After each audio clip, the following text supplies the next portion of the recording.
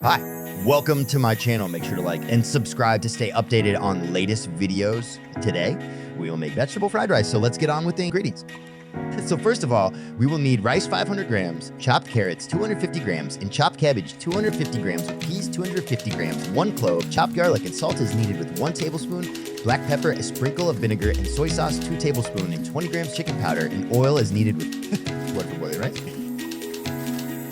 Wash the rice 2 times then. Soak it in water for 50 minutes, then boil water in a pot with salt and vinegar in it, and add rice to it and boil till it's 70% done, or al dente, then put it in colander and strain out the water. Now saute garlic in some oil. Then add all the vegetables, salt, chicken powder, black pepper, vinegar, soy sauce, and salt on medium flame until the vegetables are soft and done.